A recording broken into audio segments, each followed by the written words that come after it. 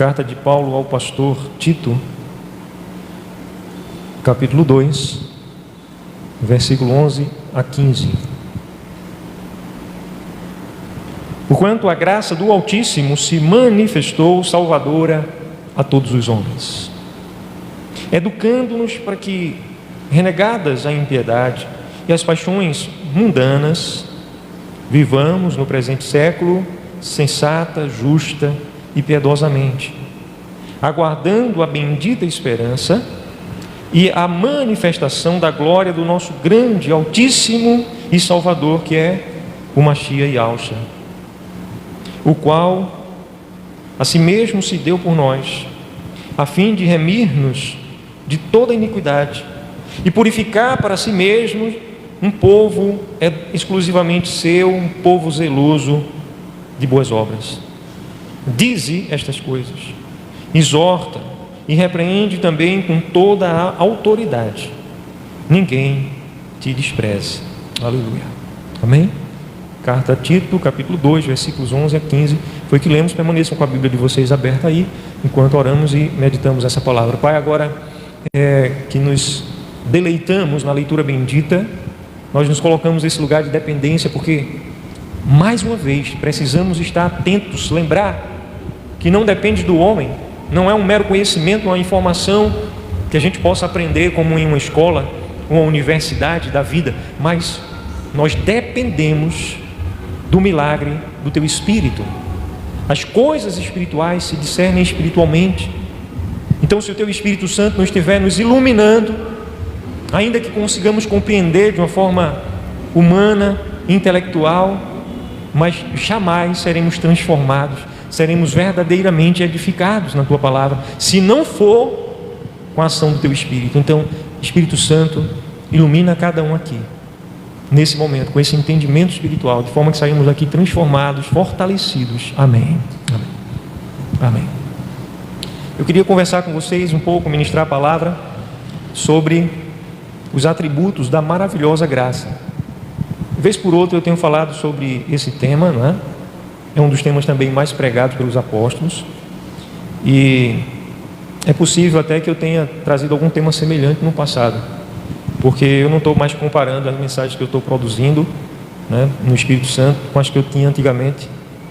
Então eu não sei se eu já fiz esse tema antes, mas se eu tiver trabalhado esse tema antes, vocês lembrarem, qualquer semelhança é mera coincidência. Mas o fato é que a palavra está aqui, né, e o Espírito Santo me dirigiu a trazer essa palavra ao coração de vocês hoje, me direcionou para isso, eu fui direcionado para isso, e nós vamos falar sobre essa graça maravilhosa. Agora, é importante, quando a gente fala sobre graça, a gente olhar um pouco para a história da igreja, de modo geral, né? Ao longo dos séculos, a gente vê os desvios que, lamentavelmente, eu não falo a igreja no sentido pleno da palavra, porque a igreja ela é guardada por Cristo, Ele é o bom pastor, Ele intercede por nós. A Escritura diz que Ele intercede 24 horas por dia por nós, por mim, por você, por cada um aqui. Ele está intercedendo por nós, e a intercessão dele não é falha, é uma intercessão perfeita. Amém? Ele realmente vela, Ele está zelando pela vida de cada um dos seus, e Ele diz que as suas ovelhas ninguém poderá arrebatar das suas mãos. Então Ele está atento. A palavra, quando fala que Ele está intercedendo, é mostrando que Ele está atento ao que está se passando na nossa vida.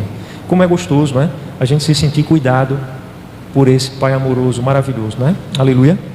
Mas a igreja como um coletivo, a igreja como uma organização na terra, ela sofre os ataques do maligno, e a Escritura diz que é o remanescente que é salvo, mas existe um contingente que às vezes chega até a enfraquecer a própria igreja. Um grande ataque que a igreja sofreu, eu quero lembrar vocês, não foi com a morte de Cristo. Aliás, ali foi a nossa vitória, e está a nossa vitória ali. Mas vocês devem lembrar que no primeiro século, após a ressurreição de Cristo, a igreja começou a crescer, e crescer muito. Vocês estão comigo? Amém? Ela começou a crescer exponencialmente, um crescimento aceleradíssimo. Era milhares de pessoas às vezes se convertendo num só dia, milhares e milhares se convertendo num só dia. Então foi um crescimento muito grande. E começaram então a ver o que? As perseguições. Primeiro por parte dos próprios judeus, que começaram a perseguir, a matar, né? Estevão foi morto apedrejado pelos judeus. O apóstolo Paulo, que era um judeu, também foi um perseguidor da igreja de Cristo. Ele estava lá na morte de Estevão, e ele era a autoridade competente que estava ali dando o aval para aquela execução, em nome do Estado. Ele estava ali com o poderio do Estado, o representante do Estado, para legitimizar aquela morte por uma causa, humanamente falando, religiosa, na verdade uma causa espiritual, na qual o diácono Estevão foi apedrejado até a morte. Amém? Vocês conhecem a história? Aleluia? Amém? Então, a igreja começou a ser muito perseguida, mas quanto mais a igreja era perseguida, o que acontecia? A igreja só crescia. Não era assim? Só crescia. E depois a perseguição se tornou tal que eles saíram de Jerusalém, tardiamente, porque Cristo mandou eles saírem, mas eles demoraram a sair, mas depois eles foram a Samaria e até os confins da terra. E o apóstolo Paulo foi esse missionário com Barnabé que andou em várias regiões, né, na Ásia Maior, na Ásia Menor, na Europa Oriental, até uma parte na Europa Ocidental. Então era o mundo civilizado da época, ele foi evangelizado. Mas o que acontece é quando o imperador romano, no final do segundo século da era cristã, ele disse se converter. A gente deve lembrar que, por exemplo, antes dele veio Nero, antes de Constantino veio Nero, que chegou a tocar fogo na capital do Império Romano, tocar fogo na capital do Império inteiro, e atribuiu esse crime a quem? Parece que essas coisas continuam acontecendo, né? Mas não com tão intensidade, né? Mas ali estava a autoridade que tocou fogo nas caladas da noite, em uma capital inteira, para atribuir a culpa aos discípulos do Machia. E quanto mais eles matavam nas arenas, jogavam as feras, quanto mais eles perseguiam, a igreja de Cristo só crescia. Debaixo de muito sofrimento, de muita lágrima, a igreja somente crescia. Aí o que acontece? Eu atribuo um dos maiores ataques que Satanás usou contra a igreja, e conseguiu muito sucesso, foi fazer com que Constantino, o imperador, dissesse que se converteu. A gente não entra no coração dele, mas aparentemente isso não aconteceu, não sei. Na verdade, ele fez um edito como imperador, ele assinou um documento dizendo que a partir daquela data, todo o império, que eram vários países, várias nações, todo o império havia se tornado agora cristão. E ninguém se converte por decreto. Então as pessoas, com medo daquele passado em que os cristãos eram mortos, agora pensaram: e agora, se a gente não for cristão, será que nós também não seremos mortos pelo imperador? Uma vez que o imperador, dentro dessa cultura, dessa prática, ele agora faz um decreto dizendo que todo mundo, todo o império é cristão. Então foi nessa época que os templos à deusa Diana, onde havia prostitutas cultuais, eram templos enormes. Agora a igreja, que não tinha templos, que se reunia em catacumbas, que se reunia no esgoto subterrâneo de Roma, das grandes cidades, que se reunia nas casas, em locais escondidos dentro da casa, por causa das perseguições, agora a igreja vai para os prédios. E agora uma quantidade enorme de pessoas passam a dizer: eu sou de Cristo. Então essa quantidade acabou sim prejudicando grandemente aqueles que estavam andando em verdade. Vocês estão comigo? E aí entrou toda sorte de heresias dentro da igreja. Toda sorte de heresias que existe hoje entrou durante a Idade Média, o período da Idade Média, por causa disso. Então veio o culto aos mortos, a mediação dos mortos, porque os santos todos eles morreram. Então quando eu clamo por São Pedro, por São Paulo, por São João, por Maria, Santana, seja quem for, eu estou clamando a alguém que morreu, se foi salvo em Cristo, está em Cristo. E a palavra diz que existe um abismo que faz separação. Somente o Pai, o Filho e o Espírito Santo são oniscientes, podem ouvir as nossas orações. Somente eles é digno de ser adorado. A palavra diz que somente ao Altíssimo devemos prestar culto. Está escrito isso literalmente: cultuar, louvar, adorar. Então essas coisas começaram a acontecer. De certo modo, essa doutrina romana, ela é a mãe do espiritismo, porque se Pedro pode ouvir minhas preces, então porque o meu avô, que era um homem tão bom, também não pode ouvir minhas preces? Então vamos fazer aqui uma reunião, vamos botar pensamento positivo, dar as mãos, né? Colocar uma mesa branca, e de repente a gente invoca lá o nome de São Abelardo Reinô, e ele vai vir dar uma palavra de orientação para a minha vida. Então daí surgiram esses ensinos e coisas que foram contrárias ao ensino dos apóstolos, porque a igreja de Cristo, ela é edificada no fundamento dos apóstolos, assim que os apóstolos escreveram. Não é doutrina de denominação, de época, da história da igreja no mundo, não. A igreja é edificada no fundamento dos apóstolos. Aleluia. Então a minha vida, a sua vida, nós somos igreja, precisamos estar edificados em quem? Na doutrina de uma denominação A, B ou C? Numa prática, num ethos, numa cultura denominacional? e a gente se acostuma com determinadas coisas exteriores? Ou será que a nossa vida precisa estar alicerçada e fundamentada e edificada na palavra que se personifica em Cristo? Aleluia? Ele é a palavra em pessoa. Aleluia? Então os que realmente estão salvos estão construindo sua vida em Cristo. Então a igreja ela sofreu vários ataques. E um dos ataques chega no final quase da Idade Média, lá no século XVI, onde aconteceu o que se chama hoje de reforma, a reforma chamada protestante, onde ali um papa, para a construção da capela de São Pedro, da catedral, não era só a capela, era a catedral, ele inventou uma coisa que se chamava indulgência. O que é indulgência? Um documento papal, assinado pelo Papa, que dizia que quem comprasse estava salvo. E essa doutrina continua a existir hoje, viu? Dentro do romanismo. Nos livros, nos símbolos de fé do romanismo, essa doutrina permanece da mesma forma, não foi alterada. Porque são as obras dos santos, do qual a Santa Igreja administra e diz que a pessoa está salva por causa das obras dos santos. E ela é um pagão se estiver fora da Santa Igreja, assim como eles chamam doutrinariamente, e quando a pessoa adentra a Santa Igreja, pode adentrar sem nenhum vínculo de fé, sem nenhum entendimento, adentrou, está salvo, deixou de ser pagão. As pessoas se batizam assim, as pessoas vivem assim, a prática é um resultado de algo que é crido. Então é por isso que se crê dessa maneira. Hoje ela tem muitas coisas evangelical, né?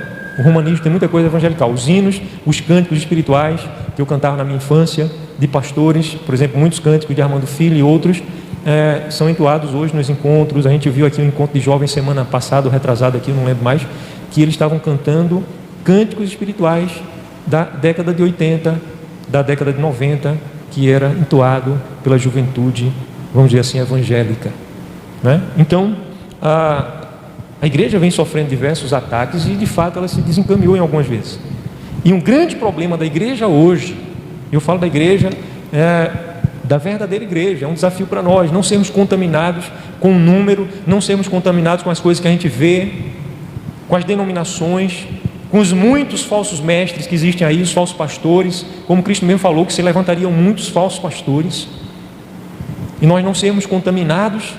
Então o apóstolo Paulo aqui pelo Espírito Santo está escrevendo ao pastor Tito, e aí ele fala desses atributos da maravilhosa graça que tem sido perdida e distorcida em nossos dias. Tem sido perdida e distorcida em nossos dias. As pessoas têm pregado a salvação pela graça, mas você tem que fazer isso e aquilo, mas você tem que orar mais, você tem que jejuar mais, você tem que ler a Bíblia. Não é assim. Você jejua por relacionamento, por amor, porque você está salvo. Não é para merecer a salvação. Você abandona o pecado, você aborrece o pecado, não é para merecer a salvação, mas porque você foi salvo. Então vamos ver esses atributos, né? A palavra diz aí primeiramente que essa graça, o primeiro atributo dela é que ela tem um dono. Versículo 11, a graça de quem? Do Altíssimo. Amém? Pertence a Ele. Ele é a fonte, Ele é o administrador, Ele é o poder da maravilhosa graça. O que é graça, gente? Graça é um favor, né? Então quando a gente tem um favor do nosso Pai, um favor que pertence a Ele, que Ele pode realizar, o favor dele em relação de pertinência. Quando você desfruta do favor do Pai, você vai desfrutar também até do favor do homem, sempre que o nosso Pai quiser. Por exemplo, a palavra diz: nunca vi um justo a mendigar o pão, nem a sua descendência. Quem é um justo, senão aquele que é justificado pelo sangue do Cordeiro? Amém? Então, você pode de repente estar vivendo uma situação financeira, uma situação de escassez tão grande, que você quase esteja se vendo ao ponto de mendigar. Mas o teu Pai que cuida de ti, a graça dele, a favor dele, ele vai agir, ele jamais vai falhar. Você crê? Então você vai ter favor da parte dele, creia, e vai ter favor dos homens, porque ele vai agir para que alguém seja instrumento da revelação da graça dele, do favor dele na tua vida. A graça pertence a ele, ele administra, e o poder da graça está nas mãos dele. Então nós podemos não ficar acomodados, mas descansar. Uma coisa é eu me acomodar e não fazer o que eu preciso fazer, e outra coisa é eu viver ansioso porque eu não consigo descansar nele. A graça, quando a gente entende o primeiro atributo, que ela tem um dono, que ela pertence ao nosso Pai, nós conseguimos descansar acerca do amanhã. Amém? Descansar mesmo. Descansar mesmo. Agora, isso é preciso você exercitar sua fé. A fé se desenvolve. Amém? A fé se desenvolve. Então, quando você exercita a sua fé, mais você vai desfrutar, não é da graça não, você vai desfrutar dessa paz, dessa segurança, dessa tranquilidade. Você vai, porque você confia mais na graça dele, mais você vai se sentir descansado, não vai se sentir ansioso, preocupado, inquieto. Amém? Qual é o segundo atributo aí dessa maravilhosa graça? É o atributo da manifestação. Então a palavra diz aí, versículo 11, que a graça do Altíssimo se manifestou. E a palavra grega aí é epifania, realmente é manifestação. É tornar algo que poderia estar oculto, tornar algo visível, tornar algo história nossa. Era algo que não fazia parte da nossa história. Ou talvez alguém aqui possa dizer assim, a graça, ela fazia parte da minha história a nível intelectual. Eu conhecia, eu já ouvia falar. Mas não é assim que o Pai quer que você conheça a graça, não. Ele quer que você conheça a graça dela ter se manifestado na tua história. Amém? Aleluia. Então Malaquias vai dizer o quê? Da parte do Altíssimo, de Yahweh. Ele vai dizer assim, fazei prova de mim, se eu não vos abrir as janelas dos céus e derramar sobre vós bênçãos sem medida. Fazer prova dele não é no sentido de estar duvidando, mas no sentido de você pegar a promessa, crer na promessa e você ver a promessa se cumprir. Então o que é que vai acontecer com a tua fé? Sempre que você pega a promessa, crê realmente, às cegas, não precisa ver nada, você só crê na promessa. Quando essa promessa se concretiza, a tua fé se fortalece. Então é um ciclo. Você crê na promessa, a tua fé é fortalecida, a promessa se cumpre. A palavra de Cristo, ele fala não apenas de forma escatológica, mas ele fala de forma presente hoje. Se creres, verás a glória do Altíssimo. Então ver é o quê? É você testemunhar ao que é manifesto, ao que é visível. Aleluia. Então isso não é só em relação à manifestação da glória plena, quando a gente vai vê-lo face a face, mas esse creres verás a glória, essa glória já é manifesta hoje, quando você conhece essa maravilhosa graça. E essa graça, um atributo dela é não ficar oculta, é se manifestar. Aleluia. Então ela tem dono. Aleluia. Ela tem dono. Ela é manifesta. E agora ela tem propósito. Qual o propósito dessa graça se manifestar? Versículo 11 ainda. A graça se manifestou o quê? Salvadora. Então o propósito da salvação. Um dos atributos da maravilhosa graça é o poder salvador da graça. Agora a palavra aqui, o substantivo aqui, salvação, nos manuscritos gregos do Novo Testamento é sotéria, que significa, salvação significa libertação, para tudo aquilo que nos oprime. Significa cura para enfermidades do corpo, da alma.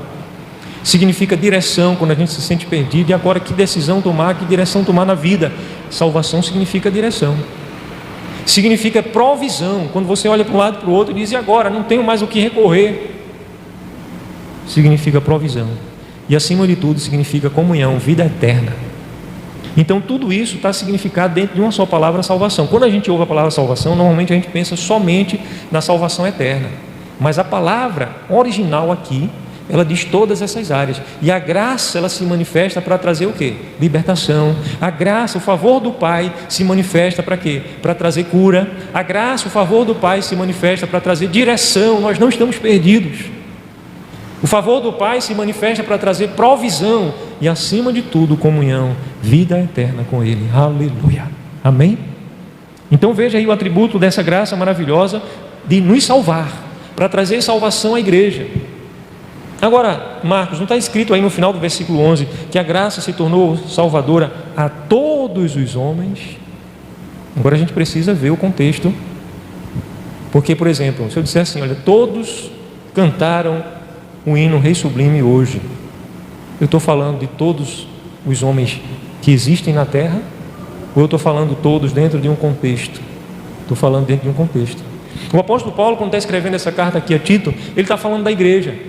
Ele fala de homens ele fala de idosos, ele fala das mulheres, ele fala dos jovens, das crianças. E quando ele chega aqui nessa parte do capítulo 2, ele diz que a graça se tornou manifesta salvadora a todos os homens. Ele está falando de todos da igreja.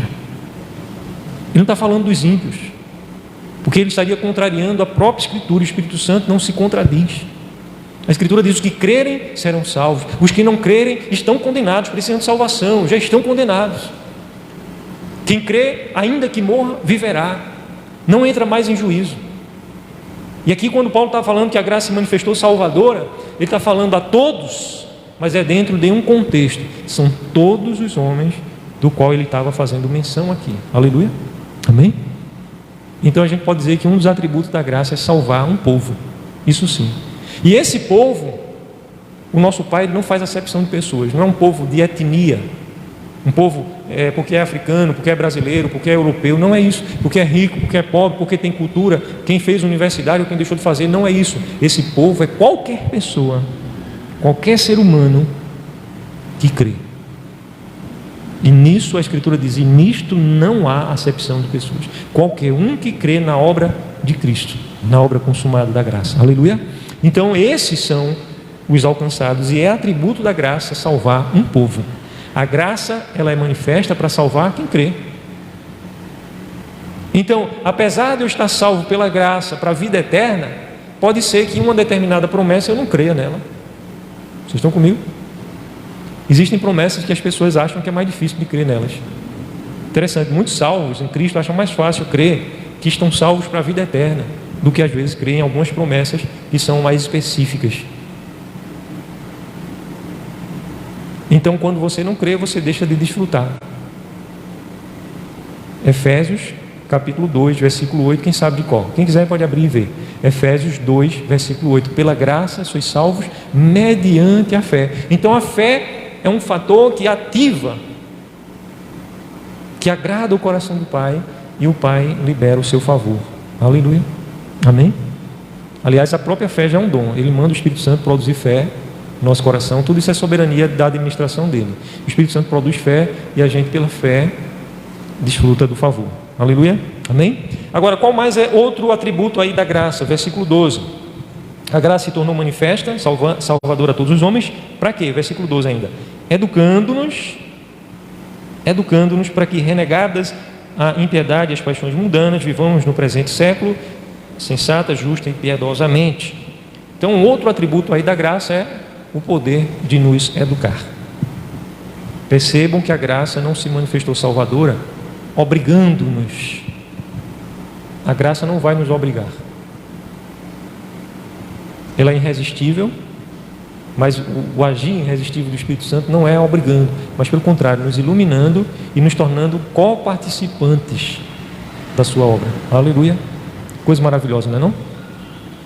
Então, quanto mais você se vê coparticipante, quer dizer que você está sendo instruído, você está sendo educado pelo Espírito Santo, e a graça está se manifestando na sua vida. Agora, essa educação, ela visa alguns propósitos. Primeiro aí é mencionado alguns propósitos negativos. Que propósito é esse? Primeiro propósito é a gente renegar. Então tem algumas coisas aí que a graça vai fazer com que a gente renegue. Esse é o lado negativo, a gente vai negar. Negar o quê? Negar a impiedade. O que é impiedade? É uma vida, é o contrário da vida piedosa. Piedoso é viver pela fé. Impiedade é viver fora da fé. Então a graça, ela vai nos educar para que a gente renegue a impiedade. Aleluia. Você precisa estar examinando a sua vida para pensar: eu estou pensando de forma ímpia, o quanto eu estou agindo de forma ímpia, o quanto eu estou sentindo a vida, me alegrando, me entristecendo, sei lá o que, de uma forma ímpia. E quando você começa a detectar, a fazer esse autodiagnóstico, você começa a ver que você tem algumas coisas de impiedade, você começa a renegar, porque a graça, ela te educa para você renegar a impiedade. Agora, como consequência de alguém que se acomoda a uma vida ímpia, aí vem agora, não é só uma questão de fé, mas agora se torna uma questão de prática, paixões mundanas. A pessoa que é ímpia, ela tem uma prática ímpia, e a prática ímpia são as paixões desse mundo. Uma pessoa que não crê, ela vai se dar o quê? Ela vai se dar a bebida, ela vai se dar a traições, ela vai se dar aos conselhos dos ímpios, ela vai andar em ciúme, inveja. Então são as paixões ímpias. Então quando você renega a impiedade, você se fortalece e vai renegar também a prática, as consequências da impiedade. Aleluia? Amém? E agora vem a educação para as coisas positivas. O que é negativo? Renegar a impiedade e renegar as paixões mundanas. E o que é positivo? Agora eu vou viver. Veja só, o versículo 12 aí. Vivamos no presente século, não é no futuro, na eternidade não. É no presente. A gente vai ver como? De forma sensata, justa e piedosamente. Sensato, agora você tem a razão do Espírito Santo. Você começa agora a avaliar a vida da forma mais sábia possível. Por quê? Essa sabedoria vem do próprio Espírito. Então você passa a ter uma vida sensata. As tuas finanças, você vai administrar os teus recursos, você vai administrar o seu tempo agora de uma forma sensata. O Espírito Santo começa a te instruir. Você vai renegando a impiedade, as paixões do mundo. Você vai agora vivendo de uma forma sensata. Amém? Aleluia? Você administra o seu tempo no smartphone, nas redes sociais. Você administra as suas finanças. A tua saúde, você começa a cuidar melhor. O que é que você come? Será que eu só me alimento pelo prazer? Só quero comer o que eu gosto? Ou eu devo me alimentar porque o meu corpo é morada, é templo do Espírito Santo? E o Espírito Santo deseja que eu tenha uma vida longa aqui, até a vinda de Cristo, ele deseja. Mas se eu vivo comendo só aquilo que eu gosto de comer, mesmo sabendo que aquilo é ruim para o meu corpo, então eu não estou agindo de uma forma sensata. Eu estou agindo no impulso. Veja como as coisas espirituais, elas vão até a prática de coisas simples. Aleluia? Amém? Então, até isso a palavra, o Espírito Santo começa a nos abençoar para que a gente com liberdade, não é por obrigação, a gente vá sendo transformado. Viver de uma forma sensata, de uma forma justa. O que é viver justo? Quer dizer, a justiça aqui, primeiramente a justiça da cruz, está no pensar, no sentir. Eu sou justificado por Cristo, então eu vivo de uma forma justa. Mas a minha prática também se torna uma prática justa, de justiça. Eu não vou procurar lesar ninguém, eu vou procurar cada vez mais respeitar as pessoas, não é? E abençoar as pessoas. Então, se eu estou numa relação comercial, eu não vou querer tirar proveito, extrair as pessoas, tirar vantagem das pessoas. E nenhum relacionamento conjugal, não é? Enganar, mentir ao pai, ao filho, à família, aos irmãos. Então, isso não é andar em justiça. E a graça, ela se manifesta salvando-nos e nos educando. Ela nos salva, lembram? Salvação, as cinco áreas da salvação: cura, libertação, provisão, direção e vida eterna. Mas ela nos salva e também educa a gente, para que a gente primeiro renegue e depois a gente de forma positiva viva isso aí. Agora, outro atributo da maravilhosa graça está na esperança, versículo número 13. Veja que atributo glorioso da maravilhosa graça. A maravilhosa graça faz com que agora você viva de qual maneira? O que é que você espera aí? Versículo 13, podem ler? Aguardando a bendita esperança e a manifestação da glória do nosso grande, altíssimo e Salvador, que é o Mashiach Yahushua. Aleluia. Amém? Versículo 13. Então agora, o nosso coração começa a ser inundado de uma esperança, de uma alegria que um religioso não pode ter. Um religioso de uma denominação evangélica de carteirinha, se ele não tiver realmente salvo em Cristo, ele não vai desfrutar disso. Se ele realmente não estiver com essa musculatura da fé, crendo, ele não vai desfrutar disso. Mas está disponível para a verdadeira igreja o quê? Essa esperança, que o Espírito Santo aqui classifica ela como bendita. Versículo 13, a bendita esperança. Então, a graça tem essa qualidade, essa característica, essa virtude, esse atributo de dar a gente uma viva esperança. Aleluia. Amém? Amém? E essa esperança está na manifestação da glória. Essa esperança não está em melhores sistemas políticos, econômicos, embora a gente possa lutar por essas coisas. Somos igreja para salgar nessas coisas também. Temos direção para tudo. Mas a nossa esperança não está no presente século. A nossa esperança está na vinda, na manifestação da vinda, quando nós também seremos manifestos com Ele. Aleluia. Nós somos aqui um povo peregrino, igreja. O apóstolo Paulo vai dizer que se a nossa esperança em Cristo se resume às coisas do presente século, nós somos os mais infelizes, os mais miseráveis de todos os homens. E quantos hoje estão dentro de igrejas evangélicas, das denominações aí, dos prédios luxuosos, estão aí achando que aquilo é ser igreja, mas a esperança do coração deles está somente por causa das coisas do presente século.